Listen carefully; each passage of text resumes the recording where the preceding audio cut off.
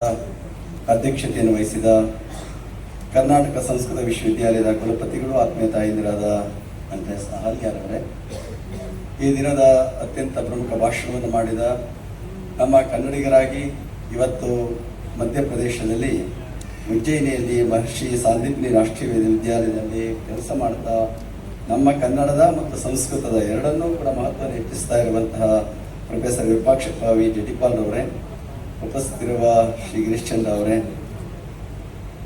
ವಿತ್ತ ಅಧಿಕಾರಿಗಳಾದ ತಾಯಿ ಶ್ರೀಮತಿ ಶುದ್ಧೀನವರೇ, ನಿರ್ದೇಶಕರ ಪಾಲಯ್ಯನವರೇ, ಎಲ್ಲ ಹಿರಿಯರೇ, ಆತ್ಮೀಯರೇ, ತಾಯಂದಿರ ಮಕ್ಕಳೇ, ಇಂದು ನಾವೆಲ್ಲರೂ ಕೂಡ ಸಂಸ್ಕೃತ ವಿಶ್ವವಿದ್ಯಾಲಯ ಹಾಗೂ ಸಂಸ್ಕೃತ ಶಿಕ್ಷಣ ನಿರ್ದೇಶನಾಲಯ ಮುಖಾಂತರವಾಗಿ ಆಯೋಜಿಸಿರುವಂತಹ ಸ್ನಾತಕ ಪೂರ್ವ ದೀಕ್ಷಾಂತ ಕಾರ್ಯಕ್ರಮ, ಅದರ ಜೊತೆಗೆ ನಿವೃತ್ತರಾದಂತಹ ಶಿಕ್ಷಕರನ್ನು ಸನ್ಮಾನ ಮಾಡುವಂತಹದ್ದು, ಉತ್ತಮ ಪಾಠಶಾಲೆಗಳನ್ನು ಗುರುತಿಸಿ ಗೌರವಿಸುವಂತಹ ಪವಿತ್ರ ಕಾರ್ಯದಲ್ಲಿ ನಾವೆಲ್ಲ ಪಾಲ್ಗೊಂಡಿದ್ದೇವೆ. ಬಹುಶಃ ಕರ್ನಾಟಕದಲ್ಲಿ ಏನಾದರೂ ಸಂಸ್ಕೃತ ಇಷ್ಟೊಂದು ಪ್ರಚಾರದಲ್ಲಿದೆ, ಬೆಳೀತಾ ಇದೆ ಅಂತಂದರೆ ಬಹುಶಃ ಒಂದು ಮಠಗಳ ಕೊಡುಗೆಯನ್ನು ನೀವು ಯಾರೂ ಮರೆಯೋದಕ್ಕೆ ಸಾಧ್ಯವೇ ಇಲ್ಲ ಅಂತ ಹೇಳಬೇಕಾಗ್ತದೆ. ಅದರಲ್ಲಿ ಕೂಡ ಎಲ್ಲ ಮಠಗಳು ಕೂಡ ಇವತ್ತು ಸಂಸ್ಕೃತ ಭಾಷೆಯನ್ನು ಬೆಳೆಸೋದರಲ್ಲಿ ಈ ಪಾಠಶಾಲೆಗಳನ್ನು ತೆರೆದು ಚಿಕ್ಕ ಚಿಕ್ಕ ಮಕ್ಕಳಿಗೆ ಅಮರಕೋಶ ಇರ್ಬೋದು, ಶಬ್ದ ಇರ್ಬೋದು, ಮತ್ತಿತರಗಳನ್ನು ಬೋಧಿಸುವಂತಹ ಬಹುತ್ರ ಕಾರ್ಯವನ್ನು ಬಹಳ ವರ್ಷಗಳಿಂದಲೂ ಕೂಡ ನಡೆಸ್ಕೊಂಡು ಬರ್ತಾ ಇರುವಂಥ ಒಂದು ಪರಂಪರೆ ನಮ್ಮ ಕರ್ನಾಟಕದಲ್ಲಿದೆ. ಬಹುಶಃ ನಮ್ಮ ರಾಜರುಗಳು, ಮೈಸೂರು ಮಹಾರಾಜರು ಈ ಸಂಸ್ಕೃತಕ್ಕೆ ಕೊಟ್ಟಂತಹ ಕೊಡುಗೆಯನ್ನು ಯಾವ ರಾಜರು ಕೊಟ್ಟಿಲ್ಲ ಅಂತ ಹೇಳಿದ್ರೆ ತಪ್ಪಾಗಲಿಕ್ಕಿಲ್ಲ. ಅದಕ್ಕಾಗಿ ನಾವು ಮಾತನಾಡ್ತಾ ಹೇಳ್ತಾ ಇದ್ವಿ, ಇವತ್ತು ನಮ್ಮ ಸಂಸ್ಕೃತ ವಿಶ್ವವಿದ್ಯಾಲಯಕ್ಕೆ ಯಾರ ಹೆಸರು ಇಡಬೇಕಪ್ಪ ಅಂದರೆ ನಾಲ್ವಡಿ ಕೃಷ್ಣರಾಜರ ಹೆಸರು ಇಡಬೇಕಿತ್ತು. ಆ ರೀತಿಯಲ್ಲಿ ಸಂಸ್ಕೃತವನ್ನು ಉಳಿಸಿ ಬೆಳೆಸುವಂತಹ, ವಿದ್ವಾಂಸರಿಗೆ ಪ್ರೋತ್ಸಾಹ ಕೊಡುವಂತಹ ಮಹಾರಾಜರು ಅಂದರೆ ಮೈಸೂರಿನ ಮಹಾರಾಜರು ಬೆಳೆಸ್ಕೊಂಡು ಬಂದಿರುವಂತಹ ಅವರು. ಆನಂತರದಲ್ಲಿ ಇವತ್ತು ಮಠಗಳು ಇವತ್ತಿಂತಹ ಸಂಸ್ಕೃತವನ್ನು ಉಳಿಸಿ ಬೆಳೆಸುವಂತಹ ಪವಿತ್ರ ಕಾರ್ಯವನ್ನು ನಡೆಸ್ಕೊಂಡು ಬರ್ತಾ ಇರೋದಕ್ಕೆ ಸಾಕ್ಷಿ ಏನಪ್ಪ ಅಂದರೆ, ಇವತ್ತಿನ ಪಾಠಶಾಲೆಗಳಿಂದ ಇವತ್ತು ಸನ್ಮಾನವನ್ನು ಸ್ವೀಕರಿಸಿದಂತಹ ನಿವೃತ್ತ ಶಿಕ್ಷಕರ ಪಟ್ಟಿಯನ್ನು ನೋಡಿದ್ರೆ ಅದರಲ್ಲಿ ಬಹುತೇಕ ಮಠಗಳಿಂದ ಮತ್ತು ಧಾರ್ಮಿಕ ಸಂಸ್ಥೆಗಳಲ್ಲಿ ನಡೆಸ್ತಿರುವಂತಹ ಪಾಠಶಾಲೆಗಳ ಹೊರತು ಸರ್ಕಾರದ ಶಾಲೆಗಳು ಯಾವುದೂ ಇಲ್ಲ ಅಂತ ಹೇಳಿದ್ರೆ ತಪ್ಪಾಗಲಿಕ್ಕಿಲ್ಲ ಇದರೊಳಗೆ. ಅದರಿಂದ ಇವತ್ತು ಮಠಗಳ ಒಂದು ಸಂಸ್ಕೃತ ಸೇವೆಯನ್ನು ಯಾವತ್ತೂ ಕೂಡ ಮಾಡಲಿಕ್ಕೆ ಸಾಧ್ಯ ಇಲ್ಲ. ಅದರ ಜೊತೆಗೆ ನಮ್ಮ ಶ್ರೀಮಠ ಸ್ವತಂತ್ರ ಪೂರ್ವದಿಂದಲೂ ಕೂಡ ಸಂಸ್ಕೃತಕ್ಕೆ ಬಹಳ ಒತ್ತು ಕೊಟ್ಕೊಂಡು ಬಂದಂತಹ ಅಟವಿ ಸ್ವಾಮಿಗಳವರು ಒಂದು ಸಣ್ಣ ಪಾಠಶಾಲೆ ಪ್ರಾರಂಭ ಮಾಡಿದ್ರು.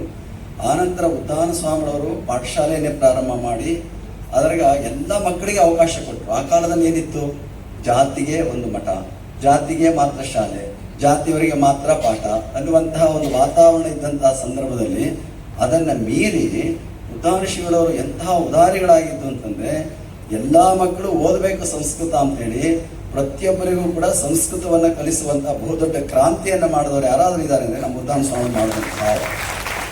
ಆನಂತರ ನಮ್ಮ ಪರಮಪೂಜ್ಯ ಶಿವಕುಮಾರ ಮಹಾಸ್ವಾಮಿಗಳವರು ಆ ಒಂದು ಕಾರ್ಯವನ್ನು ದ್ವಿಗುಣ ಅಲ್ಲ 1000 ಪಟ್ಟು ಹೆಚ್ಚಿಸುವಂಥ ಕೆಲಸವನ್ನು ಮಾಡಿ ನಮ್ಮ ಮಠದಿಂದ ಅನೇಕ ವಿದ್ವಾಂಸರುಗಳು ಇವತ್ತು ನಾಡಿಗೆ ಕೊಡುವಂಥ ದೊಡ್ಡ ಕೆಲಸವನ್ನು ನಮ್ಮ ಪರಮಪೂಜ್ಯ ಶಿವಕುಮಾರ ಮಹಾಸ್ವಾಮಿಗಳು ನಡೆಸ್ಕೊಂಡು ಬಂದಂತಹ ಅವರು.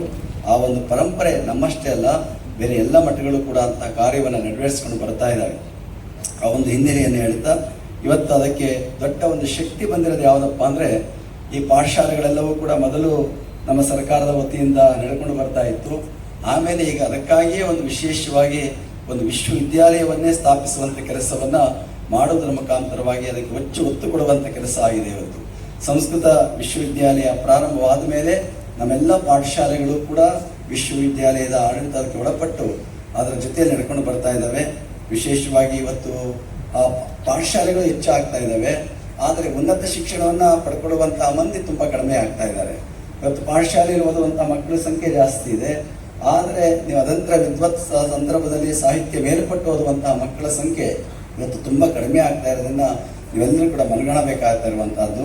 ಏಕೆಂದರೆ ಇದು ಏನಾಗಿದೆ ಅಂತಂದರೆ, ಈ ಭಾಷೆಯನ್ನು ಓದಿದ್ರೆ ಅಥವಾ ವಿದ್ವತ್ ಮಾಡಿದ್ರೆ, MA ಮಾಡಿದ್ರೆ ನಮಗೆ ವೃತ್ತಿಗೆ, ನಮಗೆ ಬದುಕಿಗೆ, ಜೀವನಕ್ಕೆ ತುಂಬ ಕಷ್ಟ ಆಗ್ತಾ ಇರುವಂಥ ಭಾವನೆ ತುಂಬ ಜನಗಳಲ್ಲಿ ಇರುವಂಥದ್ದು. ಆ ದೃಷ್ಟಿಯಿಂದ ಇವತ್ತು ಯಾವುದನ್ನು ಇದನ್ನು ಆಯ್ಕೆ ಮಾಡ್ಕೊಳ್ಳೋದಕ್ಕೆ ಉನ್ನತ ಮಟ್ಟದಲ್ಲಿ ಇದನ್ನು ಮಕ್ಕಳು ಆಯ್ಕೆ ಮಾಡ್ಕೊಳ್ಳೋದಕ್ಕೆ ಅದೊಂದು ಕಾರಣ ಆಗಿದೆ ಅಂತೇಳಿ ಭಾವಿಸಬೇಕಾಗಿರುವಂಥದ್ದು. ಅದನ್ನು ನಾವು ತಿಳ್ಕೊಳ್ಬೇಕು. ಇದು ಅನ್ನದ ಭಾಷೆ ಅಲ್ಲದೆ ಹೋದರೂ ಕೂಡ ನಮ್ಮ ಜೀವಕ್ಕೆ ಬೇಕಾಗಿರುವಂತಹ, ಜೀವನಕ್ಕೆ ಬೇಕಾಗಿರುವಂತಹ ಭಾಷೆಯಲ್ಲಿ ಯಾವುದಪ್ಪ ಅಂದರೆ ಅದು ಸಂಸ್ಕೃತ ಭಾಷೆ ಅಂತ ಹೇಳಬೇಕಾಗಿರುವಂಥದ್ದು. ನೀವೆಲ್ಲ ಒಂದು ಕಥೆಯನ್ನು ಕೇಳಿದ್ದೀರಿ, ಸಂಸ್ಕೃತ ಭಾಷೆಯಲ್ಲಿ ಇಲ್ಲದೇ ಇರುವಂಥದ್ದು ಇಲ್ಲವೇ ಇಲ್ಲ. ಇವತ್ತೆಲ್ಲ ವಿಚಾರಗಳು ಕೂಡ ಇರುವಂತಹ ಒಂದೇ ಭಾಷೆ ಅಂದರೆ ಅದು ಸಂಸ್ಕೃತ ಭಾಷೆಯಲ್ಲಿ ಮಾತ್ರ ಇರಬೇಕು. ನೀವು ಒಬ್ಬ ಬಡವ ಇದ್ದ, ತುಂಬ ಬಡವ. ಆ ಬಡವನಿಗೆ ಮದುವೆ ಆಗಿತ್ತು, ಮಕ್ಕಳಿಲ್ಲ. ಅವನ ತಾಯಿ ಇದ್ದು ಕಣ್ ಕಾಣ್ತಿರ್ಲಿಲ್ಲ. ಇದೆಲ್ಲ ಇದ್ದ ಮೇಲೆ ಅವ್ನಿಗೆ ಏನಾದರೂ ಮಾಡಿ ಇದನ್ನು ಹೊರಬರಬೇಕು ಅಂತೇಳಿ ದೇವರನ್ನು ಪ್ರಾರ್ಥನೆ ಮಾಡಿದಂತೆ. ದೇವರು ಪ್ರಾರ್ಥನೆ ಮಾಡಿದಾಗ ದೇವರು ಅವನಿಗೆ ಬರಪ್ಪ ಏನು ವರ ಕೆಳಗಿಲ್ಲ, ಒಂದೇ ವರ ಕೇಳಬೇಕು ಅಂತಂದ. ಇದೇನು ಮಾಡೋದು, ಇವನಿಗೆ ಮಕ್ಕಳಾಗಬೇಕು, ಅವನ ಹೆಂಡತಿಗೆ ಮಕ್ಕಳಾಗಬೇಕು, ಇವನಿಗೆ ದುಡ್ಡು ಬರಬೇಕು, ಅವನ ತಾಯಿ ಕಣ್ಣು ಬರಬೇಕು, ಎಲ್ಲ ಮಾಡಿ ಯೋಚನೆ ಮಾಡಿ ಒಂದೇ ವರ ಕೊಡ್ತೀಯ ದೇವ್ರೆ, ಅಷ್ಟೇ ಕೂಡ ಏನಿಲ್ಲ, ನಮ್ಮಮ್ಮ ಅರಮನೆಯಲ್ಲಿ ಕೂತ್ಕೊಂಡು ಅವನ ಮೊಮ್ಮಗನ ಚಿನ್ನದ ತಟ್ಟೆಯಲ್ಲಿ ಊಟ ಮಾಡುವಂಥ ಒಂದು ವರ ಕೊಟ್ಬಿಟ್ಟು ಸಾಕು ಅಂತ ಕೇಳಿದಂತೆ. ಹಂಗೆ ಇವತ್ತೇನಾದರೂ ಅಂತಹ ವರ ಇರುವಂತಹ ಒಂದು ಭಾಷೆ ಅಂತಂದರೆ ಅದು ನಮ್ಮ ಸಂಸ್ಕೃತ ಭಾಷೆ ಅಂತ ನೀವೆಲ್ಲ ಹೆಮ್ಮೆಯಿಂದ ಹೇಳ್ಕೊಳ್ಬೇಕಾಗಿರುವಂಥದ್ದು. ಇವತ್ತು ಸಂಸ್ಕೃತ ಭಾಷೆಯ ಮಹತ್ವವನ್ನು ತಾವೆಲ್ಲರೂ ಕೂಡ ತಿಳ್ಕೊಂಡಿರುವಂತಹ ಇವತ್ತು ನಮ್ಮ ರಾಷ್ಟ್ರದಲ್ಲಿ ನಮ್ಮ ಕೇಂದ್ರ ಸರ್ಕಾರದ ಧ್ಯೇಯವಾಕ್ಯ ಏನು, ಸತ್ಯಮೇವ ಜಯತೆ, ಅದನ್ನೇ ಹಾಕ್ಕೊಂಡಿರುವಂತಹ ಅವರು.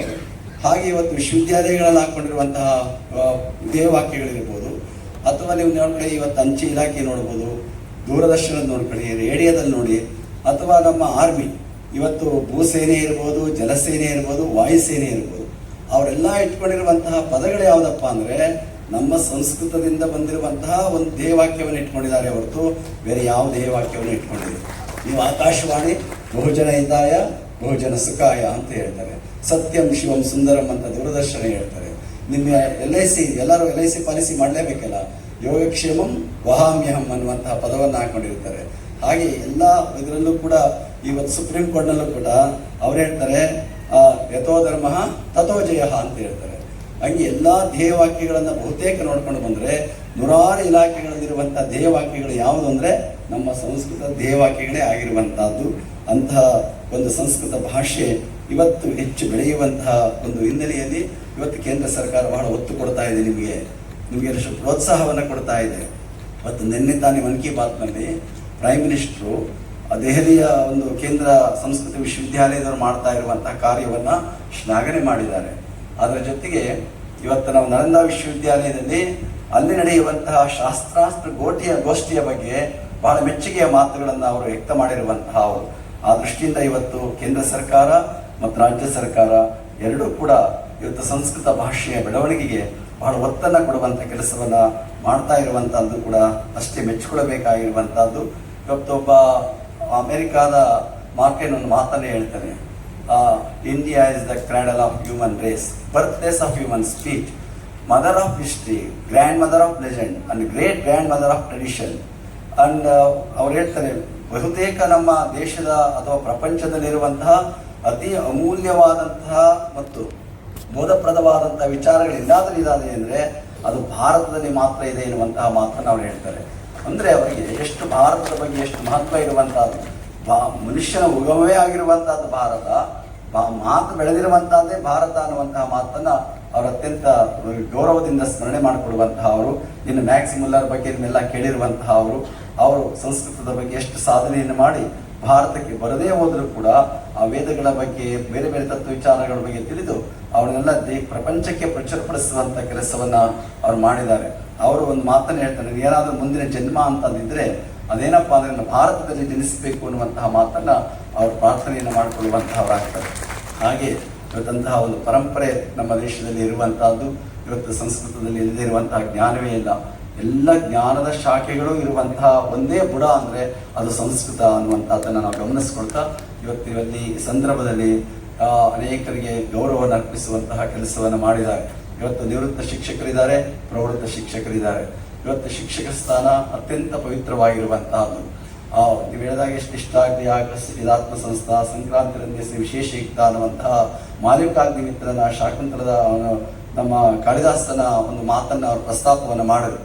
ಯಾರು ಉತ್ತಮ ಶಿಕ್ಷಕ ಅಂದರೆ ಸ್ವಲ್ಪನೇ ತಿಳ್ಕೊಂಡು ಚೆನ್ನಾಗಿ ಬೋಧನೆ ಮಾಡುವಂತಹವನಲ್ಲ, ಹೆಚ್ಚು ತಿಳ್ಕೊಂಡು ಕಡಿಮೆ ಬೋಧನೆ ಮಾಡುವಂತಹವನಲ್ಲ. ಹೆಚ್ಚು ತಿಳ್ಕೊಂಡಿರಬೇಕು, ಅಷ್ಟೇ ಹೆಚ್ಚಿನ ಮಟ್ಟದಲ್ಲಿ ಮಕ್ಕಳಿಗೆ ಸರತ್ತು ಪಾಠವನ್ನು ಮಾಡುವಂತಹವನು ನಿಜವಾದ ಶಿಕ್ಷಕ ಅಂತೇಳಿ ಕಾಳಿದಾಸ ಮಹಾಕವಿ ಹೇಳಿರುವಂತಹ ಒಂದು ಮಾತಿದೆ. ಹಾಗೆ ಇವತ್ತು ಶಿಕ್ಷಕರು ಯಾವತ್ತೂ ಕೂಡ ತಮ್ಮ ಅಧ್ಯಯನ ಶಕ್ತಿ ಎರಡು ನಿಮಗೆ ಕಂಡಿರುವಂತಹದ್ದು, ಒಂದು ಅಧ್ಯಯನ, ಒಂದು ಅಧ್ಯಾಪನ. ಎರಡು ಶಿಕ್ಷಕರಿರುವಂಥ ಎರಡು ಕಣ್ಣುಗಳು ಅಂದರೆ ಅಧ್ಯಯನ ಮಾಡಬೇಕು, ಅಧ್ಯಾಪನವನ್ನು ಮಾಡಬೇಕು. ಎರಡೂ ಕೂಡ ಅತ್ಯಂತ ಮುಖ್ಯವಾಗಿರುವಂತಹದ್ದು.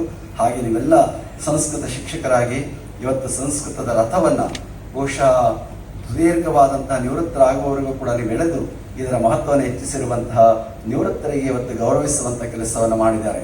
ವೈದ್ಯೋ ಶಿಕ್ಷಕ ವೈದ್ಯ ಇವರೇನಾದ್ರೂ ಪ್ರಯೋಜನ ನಿಷ್ಪ್ರಯೋಜಕ ಅಂತ ಹೇಳ್ಬಿಟ್ಟಿದ್ದಾರೆ. ಯಾವಾಗ ಕಾರ್ಯಾಂತೆ ನಿಷ್ಪ್ರಯೋಜಕ ಅಂತ ಹೇಳಿದ್ದಾರೆ. ಅಂದರೆ ಕಾರ್ಯ ಮುಗಿದ ಮೇಲೆ ವೈದ್ಯನೂ ಬೇಡ, ಶಿಕ್ಷಕನು ಬೇಡ ಅಂತೇಳಿ. ಆದರೆ ನಮ್ಮ ವಿಶ್ವವಿದ್ಯಾಲಯ ನಿರ್ದೇಶನ ಹಾಗೆ ಮಾಡಿಲ್ಲ. ನಿವೃತ್ತರಾದವರು ಕೂಡ ಅವರ ಸೇವೆಯನ್ನು ಸ್ಮರಿಸಿಕೊಳ್ಬೇಕು ಅನ್ನುವಂತಹ ಕೃತಜ್ಞತಾ ಭಾವನೆಯೊಂದಿಗೆ ನಿಮ್ಮನ್ನೆಲ್ಲ ಗೌರವಿಸುವಂತಹ ಕಾರ್ಯವನ್ನು ಇವತ್ತು ಏರ್ಪಡಿಸಿರುವಂತಹದ್ದು ನಿಮ್ಮೆಲ್ಲರ ಒಂದು ಭಾಗ್ಯ ಅಂತೇಳಿ ಭಾವಿಸಬೇಕಾಗಿರುವಂತಹದ್ದು. ನಿವೃತ್ತಿ ಒಂದು ವಯಸ್ಸಿಗೆ ಮಾತ್ರ, ಆದರೆ ಒಬ್ಬ ಶಿಕ್ಷಕರಿಗೆ ಜೀವ ಇರುವವರೆಗೂ, ಉಸಿರಿರುವವರೆಗೂ ನಿವೃತ್ತಿ ಎನ್ನುವಂತಹದ್ದಿಲ್ಲ. ನೀವು ಯಾವತ್ತು ರಿಟೈರ್ಡ್ ಆಗಿರ್ಬೋದು, ಯು ಆರ್ ನಾಟ್ ಟೈರ್ಡ್ ಅಂತ ಹೇಳ್ಬೇಕು. ನಾನು ಯಾವಾಗಲೂ ನನಗೆ ಬೇಸರ ಇಲ್ಲ, ನೋವಿಲ್ಲ, ನನ್ನ ಕೂತ ನೋಡಿ ಬಂದ ನಿಡ ಇಲ್ಲಿ ನನ್ನ ಎಷ್ಟು ವಯಸ್ಸಾದರೂ ಕೂಡ, ರಿಟೈರ್ಡ್ ಆದರೂ ಕೂಡ ಸಂಸ್ಕೃತ ಕಾರ್ಯಕ್ರಮ ಎಲ್ಲೇ ಇದ್ರೂ ಬಂದು ಕೂತ್ಕೊಳ್ಳುವಂತಹ ಒಂದು ಮನಸ್ಥಿತಿ ಇರೋದಿಲ್ಲ. ಅದು ಅಂಥ ಉತ್ಸಾಹ ಬೇಕಾಗಿರುವಂಥದ್ದು ನಿಮಗೆ. ನೀವು ನಿವೃತ್ತರಾದರೂ ಕೂಡ ಯಾವತ್ತೂ ಕೂಡ ಪ್ರವೃತ್ತರಾಗುವಂಥ ಕೆಲಸವನ್ನು ಇಟ್ಕೊಳ್ಬೇಕು. ಆ ಒಂದು ನಿಟ್ಟಿನಲ್ಲಿ ನಿಮ್ಮ ನಿವೃತ್ತ ಜೀವನ ಅತ್ಯಂತ ಪವಿತ್ರವಾಗಿರಲಿ. ಯಾರೇ ಬರಲಿ ಮಕ್ಕಳಿಗೆ ಬೋಧನೆಯನ್ನು ಮಾಡುವಂತಹ ಒಂದು ಅವಕಾಶ ನಿಮಗೆ ಇರ್ತದೆ. ಅದನ್ನು ನೀವು ಮುಂದುವರಿಸ್ಕೊಂಡು ಹೋಗುವಂಥ ಕೆಲಸವನ್ನು ನೀವೆಲ್ಲರೂ ಕೂಡ ಮಾಡಲಿ ಎನ್ನುವ ಹಾರೈಕೆಯನ್ನು ವ್ಯಕ್ತ ಮಾಡ್ತಾ, ಅದರ ಜೊತೆಗೆ ಇವತ್ತು ಸಂಸ್ಕೃತ ಪಾಠಶಾಲೆಗಳು ನಮ್ಮ ರಾಜ್ಯದಲ್ಲಿರುವ ಎಲ್ಲ ವಲಯಗಳಲ್ಲಿ ಗುರುತಿಸಿ ಅವುಗಳಿಗೆ ಬಹುಮಾನವನ್ನು ಕೊಡುವಂತಹ, ಪ್ರೋತ್ಸಾಹ ಕೊಡುವಂಥ ಕೆಲಸವನ್ನು ಮಾಡಿದ್ದಾರೆ. ನಿಜಕ್ಕೂ ಇದು ಮುಖ್ಯ. ಅದು ಒಂದು ಒಳ್ಳೆಯ ಕೆಲಸವನ್ನು ಮಾಡಿದಾಗ ಅವರಿಗೆ ಬೆನ್ನು ತಟ್ಟಬೇಕಾಗುತ್ತೆ, ಪ್ರೋತ್ಸಾಹ ಮಾಡಬೇಕಾಗುತ್ತೆ. ಅದು ಮಾಡಿದಾಗ ಅವರು ಇನ್ನೂ ಹೆಚ್ಚಿನದಾಗಿ ಅವರಿಗೆ ಅದನ್ನು ಮುಂದುವರಿಸ್ಕೊಳ್ಳೋದಕ್ಕೆ ಸಾಧ್ಯ ಆಗುವಂಥ. ಈ ಸಂದರ್ಭದಲ್ಲಿ ಯಾರು ಬಹುಮಾನ ಪಡೆದಿಲ್ಲ ಅವರು ಯೋಚನೆ ಮಾಡಬೇಕು, ನಾವು ಮುಂದೊಂದಷ್ಟು ತಗೋಬೇಕು ಅಂತೇಳಿ ಯೋಚನೆ ಮಾಡಬೇಕಾಗಿರುವಂಥದ್ದು ನಿಮ್ಮ ಕರ್ತವ್ಯ. ಹಾಗೆ ಎಲ್ಲ ಪಾಠಶಾಲೆಗಳವರು ಕೂಡ ಒಂದು ಸ್ಪರ್ಧಾತ್ಮಕ ಮನೋಭಾವ ಇರಬೇಕು. ಸ್ಪರ್ಧೆ ಅಂದರೆ ನಾವು ಬೆಳೀಬೇಕು ಅನ್ನುವಂತಹ ಸ್ಪರ್ಧೆಯ ಹೊರತು ಇನ್ನೊಬ್ಬರು ತುಳಿಬೇಕು ಅಂತ ಪ್ರಶ್ನೆ ಅಲ್ಲ. ನಾವಿನ್ನ ಬೆಳೀಬೇಕು, ಇನ್ನು ಉತ್ತಮವಾಗಿ ಕೆಲಸ ಮಾಡಬೇಕು ಅನ್ನುವಂತಹ ನಿಮ್ಮಲ್ಲಿ ಆ ಮನೋಭಾವ ಬೆಳೆಯಲಿ ಎನ್ನುವಂತಹ ಉದ್ದೇಶದಿಂದ ಇವತ್ತು ಅಂತಹ ಪಾಠಶಾಲೆಗಳನ್ನು ಗುರುತಿಸಿ ಅವರಿಗೆ ಗೌರವಿಸುವಂಥ ಕೆಲಸವನ್ನು ಮಾಡಿರುವಂತಹದ್ದು ಕೂಡ ಮೆಚ್ಚಿಕೊಳ್ಳಬೇಕಾಗಿರುವಂತಹದ್ದು ಅನ್ನುವ ಮಾತನ್ನು ಈ ಸಂದರ್ಭದಲ್ಲಿ ಹೇಳ್ತಾ, ಇವತ್ತು 1:15ಗೆ ನಮ್ಮ ಪಾಲೈನವರು ನಾನು ಕರೆದಾಗ 1 ಗಂಟೆ ಮುಗಿಸ್ತೀವಿ, 1:15ಗೆ ಭೋಜನ ಇದೆ ಅಂತ ಹೇಳಿದ್ರು. ಭೋಜನ ಸಮಯವೂ ಅತೀತ ಆಗಿದೆ ಈಗಾಗಲೇ. ಬುಭುಕ್ಷಿತಂ ನ ಪ್ರತಿಪಾದಿ ಕಿಂಚಿತ್ ಅನ್ನುವಂಥ ಒಂದು ಮಾತಿದೆ. ಅಂದರೆ ಹೊಟ್ಟೆ ಹಸಿದವರಿಗೆ ಏನೋ ತೋಚದಿಲ್ಲ ಅಂತೇಳಿ. ನಮ್ಮಲ್ಲಿ ಬಂದಿರುವಂತಹ ಅವ್ರಿಗೆ ಯಾವ ಹಸಿವಿದೆಯಪ್ಪ ಅಂದ್ರೆ ಈ ಹಸಿವಿದೆ, ನೆತ್ತಿ ಹಸಿವಿದೆ. ಅದರಿಂದ ಅವ್ರಿಗೆ ಹೊಟ್ಟೆ ಹಸಿವಿನ ಕಡೆ ಯಾವುದು ಗಮನನೇ ಹರಿಸ್ತಾ ಇಲ್ಲ. ಎಲ್ಲರೂ ಕೂಡ ಆ ಒಂದು ನಿಟ್ಟಿನಲ್ಲಿ ಇಷ್ಟೊತ್ತಾದರೂ ಕೂಡ ನೀವು ಈ ಕಾರ್ಯಕ್ರಮದಲ್ಲಿ ಭಾಗವಹಿಸಿ ಈ ಕಾರ್ಯಕ್ರಮದ ಯಶಸ್ಸಿಗೆ ನೀವೆಲ್ಲರೂ ಕೂಡ ಕಾರಣಕರ್ತರಾಗಿದ್ದೀರಿ.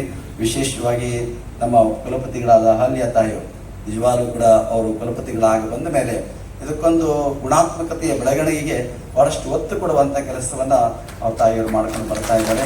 ಒಳ್ಳೆಯ ಕೆಲಸಗಳಲ್ಲಿ ಪ್ರೋತ್ಸಾಹ ಮಾಡುವಂಥ ಮನೋಭಾವವನ್ನು ಇಟ್ಕೊಂಡು ಬಹಳ ಒಂದು ಕ್ರಿಯಾಶೀಲವಾದಂತಹ ರೀತಿಯಲ್ಲಿ ಕೆಲಸ ಕಾರ್ಯಗಳನ್ನು ಮಾಡುವಂತಹ ತಾಯಿಯಾಗಿದ್ದಾರೆ. ಇವತ್ತು ಗಿರೀಶ್ಚಂದ್ರ ಅವರು ಹೇಳ್ತಾ ಇದ್ರು, ನಾನು ಆಮೆ ವೇಗ, ಅವರು ಮೊಲದ ವೇಗ ಅಂತೇಳಿ.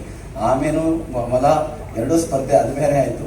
ಇವೆರಡೂ ಕೂಡ ಒಟ್ಟಾಗಿ ಹೋಗುವಂಥ ಕೆಲಸವನ್ನು ಮಾಡಿ ಈ ವಿಶ್ವವಿದ್ಯಾಲಯದ ಘನತೆಯನ್ನು, ನಮಗಿರೋದಂದೇ ವಿಶ್ವವಿದ್ಯಾಲಯ, ಬೇರೆ ಬೇರೆ ವಿಶ್ವವಿದ್ಯಾಲಯಗಳಿವೆ. ಸಂಸ್ಕೃತಕ್ಕಿರುವುದು ಒಂದೇ ವಿಶ್ವವಿದ್ಯಾಲಯ, ಅದು ನಮ್ಮ ಕರ್ನಾಟಕದ ಸಂಸ್ಕೃತ ವಿಶ್ವವಿದ್ಯಾಲಯ. ಅದರ ಮಹತ್ವವನ್ನು ಹೆಚ್ಚಿಸುವಂಥ ಮತ್ತಷ್ಟು ಕೆಲಸಗಳು ಈಗಾಗಲೇ ಅವರು ತಾಯಿಯವರು ಅವರ ಪ್ರಸ್ತಾವ ಮಾತನ್ನು ತಿಳಿಸಿರುವಂತಹ ಅವರು ಈಗಾಗಲೇ ಲ್ಯಾಂಗ್ವೇಜ್ ಲ್ಯಾಬ್ ಮಾಡಿದ್ದಾರೆ. ನಿಮ್ಗೆ ಯಾರೇ ಹೋದ್ರೂ ಕೂಡ ಒಂದು ಶ್ಲೋಕ ಕೊಡಲಿ, ಒಂದು ಶಬ್ದ ಕೊಡಲಿ, ಅದರ ಉತ್ಪತ್ತಿ ಆಗಿ ಬಂದಿದೆ, ಅದರ ಧಾತು ಶಬ್ದ ಇರ್ಬೋದು, ಏನೇ ಇರಲಿ, ಅದನ್ನು ಸಂಪೂರ್ಣವಾಗಿ ನಿಮಗೆ ಒದಗಿಸಿಕೊಡುವಂತಹ ಒಂದು ಲ್ಯಾಂಗ್ವೇಜ್ ಲ್ಯಾಬನ್ನು ಕೂಡ ಇಲ್ಲಿ ಇವತ್ತು ಅದನ್ನು ಉದ್ಘಾಟನೆಯನ್ನು ಮಾಡಿದ್ದಾರೆ. ಅದರ ಪ್ರಯೋಜನವನ್ನು ನಾವೆಲ್ಲರೂ ಕೂಡ ಮಾಡ್ಕೊಳ್ಳಿ. ಅವ್ರು ಹೇಳ್ತಾ ಇದ್ರು, ಎಲ್ಲ ಪಾಠಶಾಲೆಗಳಿಗೂ ಈ ಲ್ಯಾಬ್ ಆಗಬೇಕು ಅಂತ ಹೇಳ್ತಾ ಇದ್ರು. ಕೇವಲ ವಿಶ್ವವಿದ್ಯಾಲಯದಿಂದ ಮಾತ್ರ ಇರಬಾರ್ದು, ಪ್ರತಿಯೊಂದು ಪಾಠಶಾಲೆಯಲ್ಲೂ ಕೂಡ ಈ ಲ್ಯಾಂಗ್ವೇಜ್ ಲ್ಯಾಬ್ ಆಗಬೇಕು ಅನ್ನುವಂತಹ ಮಾತನ್ನು ಅಹಲ್ಯ ತಾಯಿಯವರು ಹೇಳ್ತಾ ಇದ್ರು. ಅವರ ಪತಿಯವರಾಗಿದ್ದಂತಹ ಶರ್ಮಾ ಅವರು ನಮ್ಮ ತುಮಕೂರು ವಿಶ್ವವಿದ್ಯಾಲಯದ ಕುಲಪತಿಗಳಾಗಿ ಬಹಳ ಒಳ್ಳೆಯ ಕೆಲಸವನ್ನು ಮಾಡಿದಂತಹ ಅವರು, ಅನಂತರ ಇಲ್ಲಿ ಬೆಂಗಳೂರಿನಲ್ಲಿ ಕೂಡ ವಿಶ್ವವಿದ್ಯಾಲಯ ಕುಲಪತಿಗಳಾಗಿ ಕೆಲಸವನ್ನು ಮಾಡಿದಂತಹ ಅವರು, ಇಬ್ಬರು ಅವರು ಕುಲಪತಿಗಳಾಗಿ ಕೆಲಸವನ್ನು ಮಾಡಿರುವಂತಹದ್ದು ಮೆಚ್ಚಿಕೊಳ್ಳಬೇಕಾಗಿರುವಂತಹದ್ದು. ಅವರ ಒಂದು ನೇತೃತ್ವದಲ್ಲಿ, ಸಾರಥ್ಯದಲ್ಲಿ ವಿಶ್ವವಿದ್ಯಾಲಯ ಹೊಸ ಕ್ಯಾಂಪಸ್ ಬೇಗ ಪ್ರಾರಂಭ ಆಗಲಿ ಅಂತ ಕೇಳಬೇಕಾಗಿರುವಂತಹದ್ದು. ಏಕೆಂದರೆ ಬೆಂಗಳೂರು ನಗರ ಇಷ್ಟಿಂದ ಆಗ್ಬಿಟ್ಟದೆ, ನೀವು ಬಂದು ಹೋಗೋದೇ ಕಷ್ಟ ಆಗಿರುವಂತಹದ್ದು. ಅದರಿಂದ ಕುದುರ್ನ ಹತ್ರ ಏನು ಸರ್ಕಾರ ಇವತ್ತು ನಿಮಗೆ ಮಂಜೂರು ಮಾಡಿರುವಂತಹ ಜಾಗದಲ್ಲಿ ಆದಷ್ಟು ಬೇಗ ಇವತ್ತಿನ ಸರ್ಕಾರದಿಂದ ಹೆಚ್ಚು ಹಣವನ್ನು ಮಂಜೂರು ಮಾಡಿಕೊಂಡು ನೀವಲ್ಲಿ ಒಂದು ನಮ್ಮ ಕರ್ನಾಟಕ ವಿಶ್ವವಿದ್ಯಾಲಯದ ಚಟುವಟಿಕೆಗಳಲ್ಲಿ ಪ್ರಾರಂಭವಾಗುವಂಥ ಕೆಲಸ ಇವರ ಕಾಲಾವಧಿಯಲ್ಲಿ ಆಗಲಿ ಎನ್ನುವಂಥ ಹಾರೈಕೆಯನ್ನು ಈ ಸಂದರ್ಭದಲ್ಲಿ ವ್ಯಕ್ತ ಮಾಡ್ತಾ ಇವತ್ತು ಗಿರೀಶ್ ಚಂದ್ರ ಅವರು ಕೂಡ ಅವರು ಬಹಳ ಕೆಲಸ ಕಾರ್ಯಗಳನ್ನು ಮಾಡುವಂಥದ್ರಲ್ಲಿ ಮುಂಚೂಣಿಯಲ್ಲಿರುವಂತಹವರು, ಅವರ ಜೊತೆಗೆ ಹೆಗ್ಗಣೆಯಾಗಿ ವಿಶ್ವವಿದ್ಯಾಲಯದ ಕೆಲಸ ಕಾರ್ಯಗಳಲ್ಲಿ ತಮ್ಮನ್ನು ತೊಡಗಿಸಿಕೊಳ್ತಾ ಇರುವಂತಹವರು ಕೂಡ ಜೊತೆಗೆ ಇವತ್ತು ವಿರೂಪಾಕ್ಷ ಅವ್ರನ್ನ ನಮ್ಮ ಉಜ್ಜಯಿನಿಂದ ಕರೆಸ್ಕೊಂಡು ನಾನು ತಿಳ್ಕೊಂಡಿದ್ದೆ ಮೊದಲು ಅವರು ಕನ್ನಡ ಬಾರದವರು ಅಂತ ತಿಳ್ಕೊಂಡಿದ್ದೆ. ಅವ್ರು ಬಂದ ತಕ್ಷಣ ಕನ್ನಡದಲ್ಲೇ ಮಾತನಾಡ್ಬಿಟ್ರು. ಪರವಾಗಿಲ್ಲ, ಕನ್ನಡದವ್ರು ನಮ್ಮವರೇ ಅಂತ ನಮ್ಗೆ ಅನ್ನಿಸ್ತಾ ಇತ್ತು ಅವರಿಗೆ. ಅದರಿಂದ ಅವರು ಕನ್ನಡದವರಾದರೂ ಕೂಡ ಸಂಸ್ಕೃತದ ಅಪಾರವಾದ ಪಾಂಡಿತ್ಯವನ್ನು ಒಳಗೊಂಡಿರುವಂತಹ ಅವರು ಮನೀಷಿಣಃ ಮತ್ತು ಹಿತೈಷಿಣಃ ಎರಡೂ ನಮ್ಗೆ ಆಗಿದ್ದಾರೆ ಅಂತೇಳಿ ಭಾವಿಸ್ಬೇಕಾಗಿರುವಂತಹದ್ದು. ಅವರು ಇವತ್ತು ಬಂದು ನಿಮ್ಮನ್ನೆಲ್ಲ ಕುರಿತು ಉದ್ಬೋಧಕವಾದಂತಹ ಒಂದು ಮಾತುಗಳನ್ನು, ನಿಮ್ಮ ಸ್ಥಾನಮಾನ, ನಿಮ್ಮ ಜವಾಬ್ದಾರಿ, ನಿಮ್ಮ ಕರ್ತವ್ಯ, ನಿಮ್ಮ ಕೊಡುಗೆ ಇವೆಲ್ಲವನ್ನ ಕುರಿತು ಅವ್ರ ಮಾತುಗಳನ್ನು ತಿಳಿಸಿರುವಂತಹದ್ದು ಅತ್ಯಂತ ಹೆಮ್ಮೆ, ಸಂತೋಷ ಅಂತ ಹೇಳ್ತಾ, ಇನ್ನು ಪಾಲಯ್ಯನವರ ಬಗ್ಗೆ ಹೇಳಂಗಿಲ್ಲ. ಪಾಲಯ್ಯನವರು ಅವರಿಗೆ ಪಾಲಯ್ಯ ಅಂತ ಇಟ್ಬಿಟ್ಟು ಅವ್ರ ಹೆಸರು ಮೊದಲೇ ಅವ್ರಿಗೆ ಹಣೆ ಅಂತಂದ್ರೆ ಪಾಲ ಅಂದ್ರೆ ಹಣೆ ಅಂತ ಕಾಣಿಸ್ತದಲ್ಲ, ಅದರಿಂದ ಪಾಲಯ್ಯನವ್ರನ್ನ ಈ ವಿಶ್ವವಿದ್ಯಾಲಯ ಹಣೆ ಆಗ್ಬಿಡ್ಬೇಕಾಗ್ಬಿಡ್ತದೆ ಅವರೆಲ್ಲರೂ ಕೂಡ. ಆ ರೀತಿಯಲ್ಲಿ ಎಲ್ಲರನ್ನೂ ಕೂಡ ಮುಂದುವರಿಸಿಕೊಂಡು ಏನೇ ಆ ವಿಶ್ವವಿದ್ಯಾಲಯ ನಮ್ಮ ಪಾಠಶಾಲೆಗಳಲ್ಲಿ ತೊಡಗಿ ಬಂದರೆ ಅಲ್ಲಿ ಫಸ್ಟ್ ಹೋಗಿ ಅದನ್ನೆಲ್ಲ ಸರಿಪಡಿಸುವಂಥ ಕೆಲಸವನ್ನ ಪಾಲಯ್ಯನವರು ನಿರಂತರವಾಗಿ ಮಾಡ್ಕೊಂಡು ಬರ್ತಾ ಇದ್ದಾರೆ. ಜೊತೆಗೆ ಶ್ರುತಿಯವರು ಈಗ ತಾನೇ ಅವರು ವಿತ್ತ ಅಧಿಕಾರಿಗಳಾಗಿ ವಿಶ್ವವಿದ್ಯಾಲಯದ ಕೆಲಸವನ್ನು ಮಾಡ್ತಾ ಇದ್ದಾರೆ. ಅವರು KS ಅಧಿಕಾರಿಗಳಾಗಿರುವಂತಹ ಅವರು ಇವತ್ತು ವಿಶ್ವವಿದ್ಯಾಲಯಗಳಿಗೆ KS ಅಧಿಕಾರಿಗಳನ್ನೇ ಆ ಒಂದು ಕ್ಷೇತ್ರಕ್ಕೆ ನೇಮಿಸ್ತಾ ಇರೋದ್ರಿಂದ ಅವರು ಈ ಒಂದು ವಿಶ್ವವಿದ್ಯಾಲಯದ ವಿತ್ತ ಇಲಾಖೆಯಲ್ಲಿ ಅವರು ಕೆಲಸ ಮಾಡ್ತಾ ಇರುವಂತಹವರು ಅಧಿಕಾರಿಗಳಾಗಿ ಕೆಲಸವನ್ನು ಮಾಡ್ತಾ ಇದ್ದಾರೆ. ವಿಶ್ವವಿದ್ಯಾಲಯದ ಎಲ್ಲ ಕೆಲಸಗಳಿಗೆ ಪ್ರೋತ್ಸಾಹವನ್ನು ಕೊಡುವಂಥ ಕೆಲಸವನ್ನು ಮಾಡ್ತಾ ಇದ್ದಾರೆ ಎನ್ನುವ ಮಾತನ್ನ ಈ ಸಂದರ್ಭದಲ್ಲಿ ಹೇಳ್ತಾ, ಇವತ್ತು ನೀವೆಲ್ಲ ಇಷ್ಟೊಂದು ಸಂಖ್ಯೆಯಲ್ಲಿ ಸೇರಿ ಈ ಒಂದು ಕಾರ್ಯಕ್ರಮ ಅತ್ಯಂತ ಯಶಸ್ವಿಗೊಳಿಸಿದ್ದೀರಿ. ಇವತ್ತು ಜಾಸ್ತಿ ಟೈಮ್ ಆಯಿತು ಅಂತ ಹೇಳ್ತಾ ಇದ್ದಾರೆ. ಯಾಕಪ್ಪ ಅಂದರೆ 3 ವರ್ಷಕ್ಕೆ ಒಂದೇ ಸತಿ ಆಯ್ತಲ್ಲ, ಅದಕ್ಕೆ 1 ಗಂಟೆ 3 ಗಂಟೆ ಆಗಿದೆ ಅಷ್ಟೇ, ಏನಿಲ್ಲ ಬೇರೆ ಏನಿಲ್ಲ. 23, 24, 25, 26 ಅದರಿಂದ 3 ವರ್ಷದ್ದು 3 ಗಂಟೆ ಆಗಿರೋದ್ರಿಂದ ಹೆಚ್ಚು ಅಲ್ಲ, ಏನು ಇದು ಕಡಿಮೆನೇ ಅಂತ ಹೇಳಿ ನೀವೆಲ್ಲ ಭಾವಿಸ್ಕೋಬೇಕಾಗಿದೆ ಎನ್ನುವಂತಹ ಮಾತನ್ನು ಹೇಳ್ತಾ, ಈ ವಿಶ್ವವಿದ್ಯಾಲಯದ ಘನತೆಯನ್ನು ಹೆಚ್ಚಿಸುವಂತಹ, ಸಂಸ್ಕೃತದ ಮಹತ್ವವನ್ನು ಹೆಚ್ಚಿಸುವಂತಹ ಕೆಲಸವನ್ನು ನಾವೆಲ್ಲರೂ ನಿರಂತರವಾಗಿ ಮಾಡಲಿ ಎನ್ನುವಂತಹ ಹಾರೈಕೆಯನ್ನು ವ್ಯಕ್ತ ಮಾಡ್ತಾ, ಬಸವಾದಿ ಕೃಪೆ ತಮ್ಮೆಲ್ಲರ ಮೇಲೆ ಹಾರೈಸಿ ಮಾತನ್ನು ಮುಗಿಸ್ತೀವಿ. ಧನ್ಯವಾದಗಳು ಗುರುಜಿ. ಗುರುಗಳು ಎಲ್ಲವನ್ನೂ ಕೂಡ